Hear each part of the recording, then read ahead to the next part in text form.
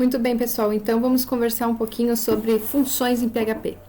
Vamos ver um pouquinho sobre funções, diretivas include, vetores, arrays simples e multidimensionais, a função count, matriz associativa e um pouquinho do for each, ok?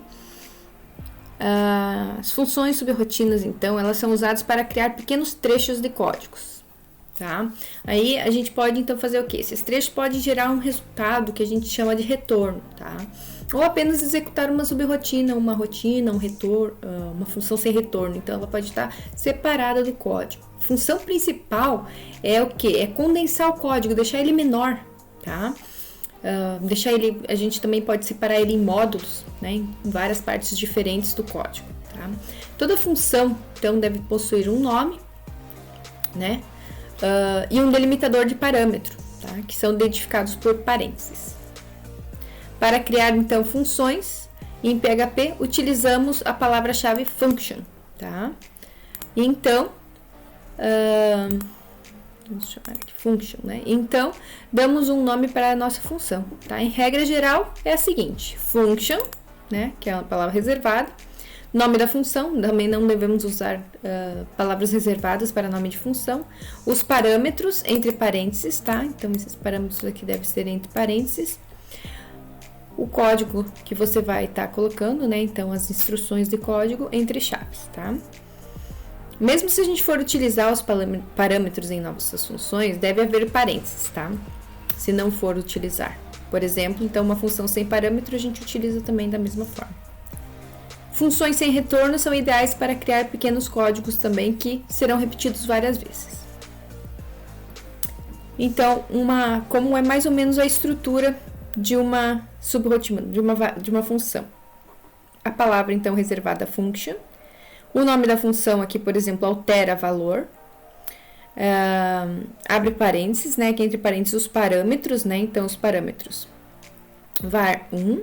Pode ser separado entre vírgula, var2, pode ser vários parâmetros, sempre entre vírgulas. Aqui a gente pode passar também por referência alguma coisa com e-comercial, tá? Aí aqui ficam as nossas instruções, podem ser várias linhas, podem ser várias coisas diferentes. E o return, né? Que a gente está passando um valor que vai ser retornado, né? A variável que a gente quer que retorne. Aí agora um exemplo de funções sem retorno. Vamos fazer o exemplo na prática. Então, PHP. Vamos salvar esse arquivo como aula 2, né? Para facilitar. Então, início e fim de PHP. Function. Cabeçalho. E vamos fazer um cabeçalho sem parâmetro, tá? E aqui dentro vamos imprimir o cabeçalho de um arquivo HTML, que é HTML, body. Posso ter mais coisas ali dentro. Por exemplo, eu posso ter o título aqui dentro, outras informações aqui, por exemplo, antes do body, né? Mas aqui, só para um título de exemplo, só uma pequena função. Outra função, que é a função de fechar, né? Então, função rodapé.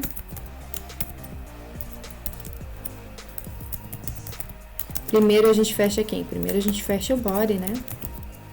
E depois a gente fecha o HTML. Então, para a gente utilizar essas funções, a gente simplesmente faz a chamada da subrotina da função da seguinte forma: cabeçalho. Pronto, já chamou ela já vai executar. E aí agora eu vou imprimir alguma coisa aqui dentro. Então eu vou imprimir, vou dar um eco, né, um eixo, não sei como chama, quem chama aí. Vou chamar um título aqui, H1.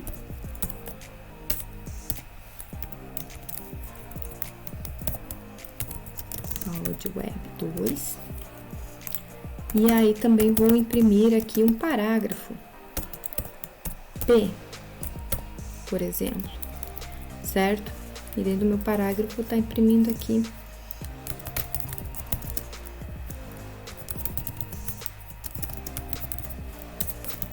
estrutura de funções. Aprendendo estruturas de funções, fecho parágrafo. E aí eu vou fechar o meu HTML. E aí aqui eu preciso também, de novo, fazer a chamada da função, né? Novamente, que vai ser o quê? O meu rodapé. Vai ficar melhor visível o código. Vocês verem como ele fica menor. Eu vou fazer o comentário do lado. Então, olha como ele fica pequeno o código quando você chama uma função, né? Então, o meu código, né, ficou menor, no caso, né? Que teria toda uma estrutura aqui, né? Do body, né? Enfim, title, tudo que precisa, os metas aqui dentro, né? Antes do... Enfim. Vamos salvar e vamos visualizar isso. Para isso, eu preciso estar ligando o champ, né? Preciso estar ligado já na minha máquina. Só o Apache, no caso, né?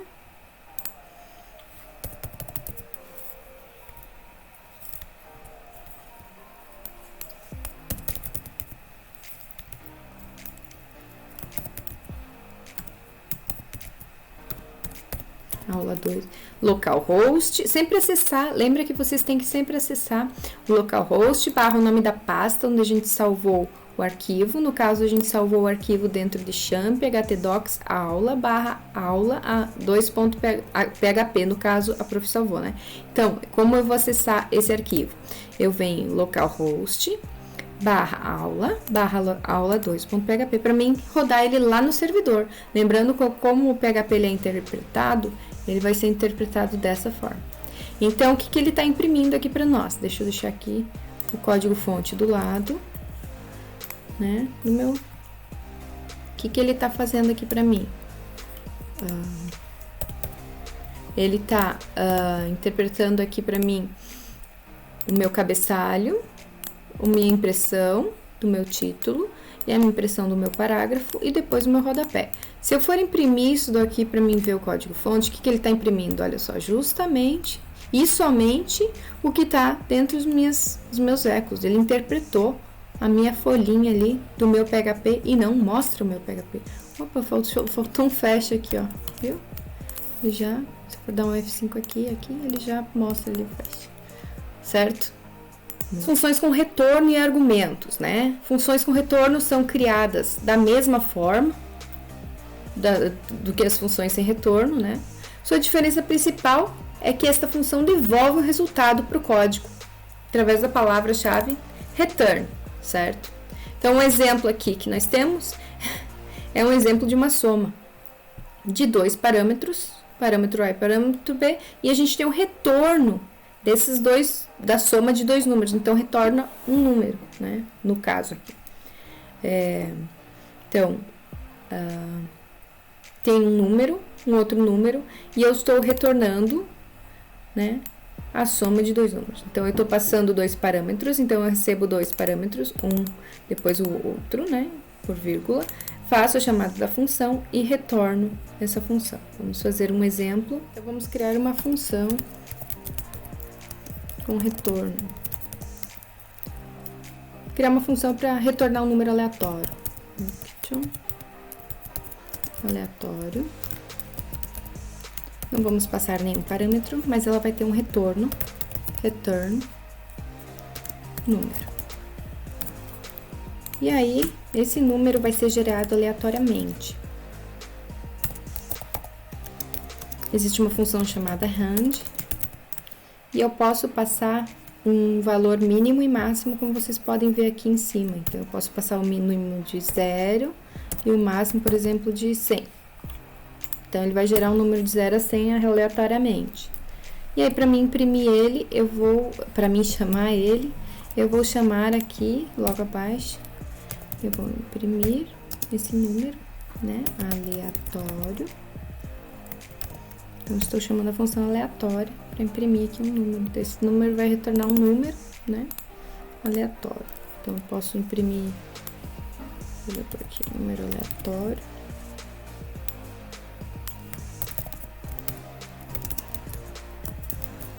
Número aleatório, dois pontos, né, ele vai imprimir um número para mim. e depois eu fecho o meu parágrafo.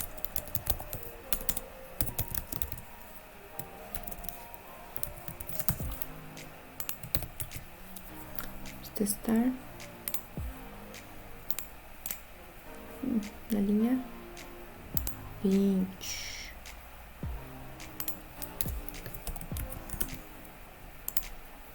Número aleatório 29. Testa de novo 71. E aí ele vai gerando número aleatório a cada vez que eu dou um refresh. Continuando então nos nossos slides. A diretiva include, então. Essa diretiva é muito interessante, tá? É uma excelente opção oferecida pelo PHP para reaproveitar, tá? Uma ou mais funções, tá? Então, a gente pode criar essas funções e reaproveitá-las. Então, a gente remove esse código PHP do HTML e vice-versa. Por exemplo, a gente vai ter esse include função agora. Então, a gente vai poder criar esse arquivo extra e incluir dentro de um outro arquivo. Por exemplo, a partir de agora, a gente vai remover todas essas linhas de código. Vou aqui, cut. Vou criar um arquivo novo e vou colar aqui. Então, aqui agora, eu tenho os meus arquivos, minhas funções subrrotinas aqui. Eu vou salvar esse arquivo aqui como funções.php.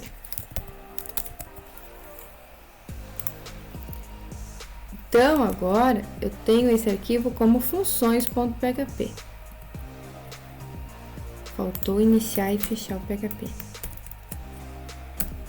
PHP e fechar o PHP aqui embaixo. Certo? E agora eu venho aqui na aula 2 e eu vou usar a minha diretiva do include funções.php. Porque agora, se eu tenho esse funções PHP, eu estou chamando esse cara aqui dentro para poder utilizar o cabeçalho, o aleatório e o rodapé. Né? Então, eu não preciso mais ter isso aqui no meu código. Né? Eu posso ter em outra parte do código e aí posso estar utilizando. Né? Então, eu posso ter um PHP chamando outro PHP. Eu poderia ter aqui todo o meu HTML, né? E só em algumas partes do meu HTML chamando pequenas partes de funções, né? E não ter toda a função aqui escrita, né? Isso é muito bom. E ainda assim estaria rodando o meu programa. Existem outras formas de fazer isso também, tá? Eu posso fazer isso maior, mais trabalhoso, né? Então, existem de formas assim que a gente chama mais com design patterns, com padrões de design, tá? Então, a gente cria alguns arquivos, como por exemplo, o cabeçalho.inc, né? Que tem o quê? Toda a parte do cabeçalho mesmo do HTML. Por exemplo, HTML, body, header, né? E aí, por exemplo, título, falta fechar body. H1 fecha o header do meu site. Depois eu vou ter o menu.inc separadinho, em outro arquivo. E aí eu vou ter o meu nav separado, que é da parte do HTML5, né? E lá no meu nav eu vou ter separado o meu título e o meu menu, tá? Principal, destaque, programação, fotos, contato. Depois eu vou ter no final o meu rodapé.inc, que vai ser o quê? O footer, né? O fecha body e o fecha HTML. E numa outra, eu vou ter também o conteúdo.inc separadinho, que vai ser o quê? Os sections, né? Sections, né? Ou pode ser também articles, né? Separado. Depois eu vou ter o arquivo index, que vai juntar todos esses arquivos através da diretiva include. Então, ele vai incluir o cabeçalho, o menu, o conteúdo e o rodapé. Então, isso é muito importante e é muito mais utilizado do que vocês imaginam, né, para websites. Tá?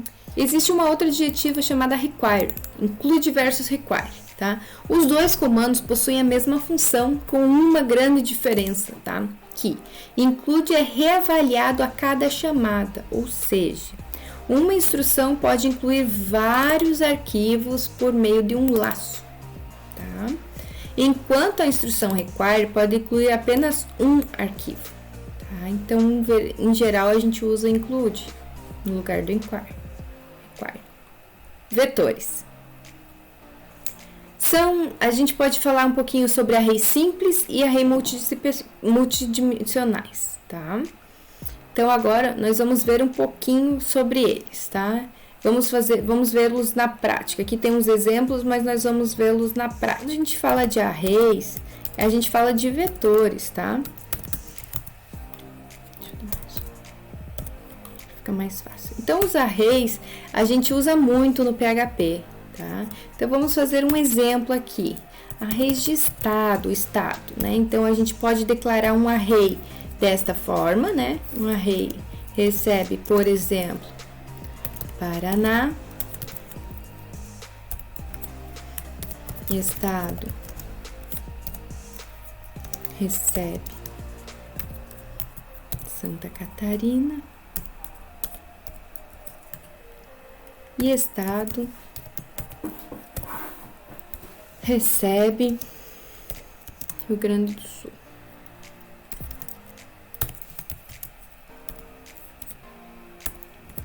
E aí, a gente pode imprimir cada uma das posições, porque aqui ele pega a posição 0, posição 1, posição 2, na ordem que você vai colocando, tá? Então, se eu quero imprimir alguma coisa, eu vou imprimir o estado na posição que eu quero. Pode ser feito dessa forma ou dessa forma. Estado na posição 1, por exemplo, né? Aí, ele vai imprimir o estado Santa Catarina. Então, eu só vou colocar aqui um parágrafozinho para não deixar ele perdido no meio do meu código, tá? Eu também posso criar um array. Eu vou criar aqui uma lista de informações, recebendo um array de informações, recebendo nome, Lara, Marcos, por exemplo, e Miguel, tá? Deixa eu deixar bem embaixo para vocês verem. Por exemplo, a Lara aqui, vamos pôr a chave 16, o Marcos chave 15 e o Miguel chave 18, por exemplo. E aí, a gente pode imprimir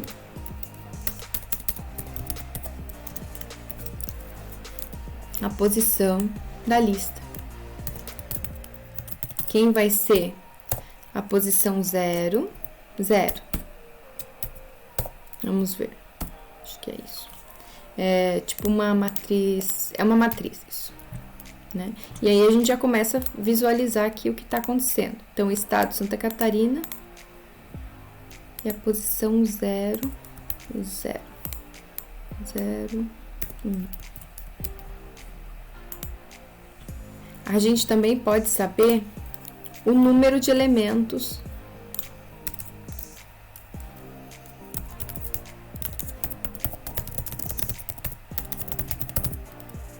de um array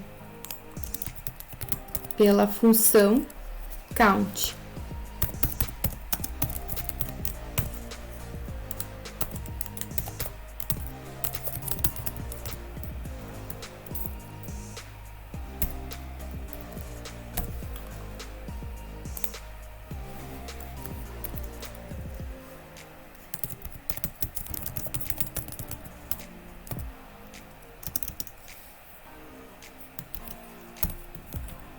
Total de estado, aqui. Count estado. Total de estado, 3. Vamos pôr aqui em parágrafo.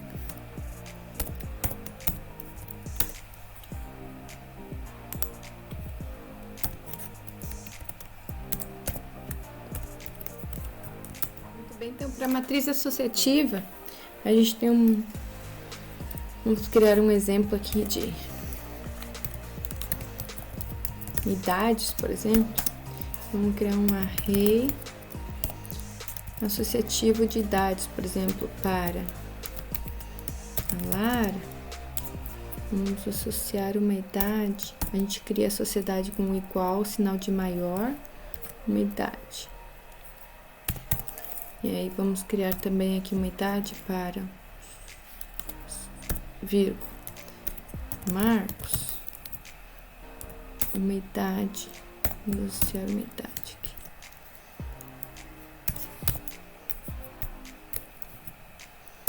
E para o também uma idade, né? E aí a gente tem um array de associativo, né? E aí pra gente apresentar isso, a gente apresenta não com for, a gente apresenta com for each.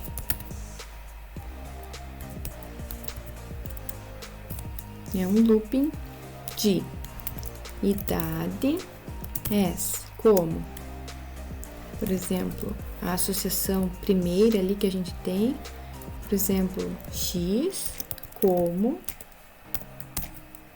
o valor de x, né? Pode ser qualquer coisa, de qualquer variável, né? Aí vamos imprimir um valor, né, que a gente tem, por exemplo, a idade ali, o nome, né? Vamos concatenar aqui então o valor do x, né? E vamos também então vamos imprimir também a idade.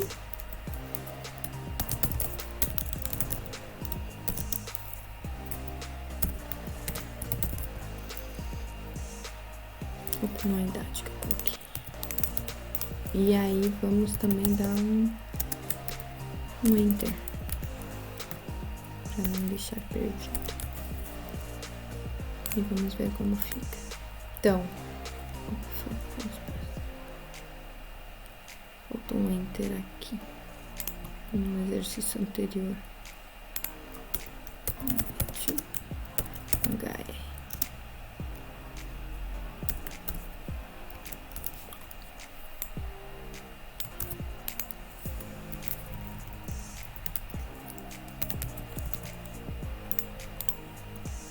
Então, Lara,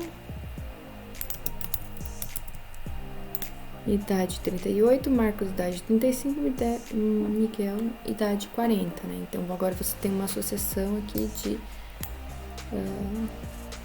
uma palavra, no caso, com uma chave, né? Uma chave com uma palavra, né? Então, isso é interessante, você imprime ele com o for each. Era isso, então, a respeito de funções, pessoal. Aqui tem algumas referências bibliográficas, então, que vocês podem estar seguindo.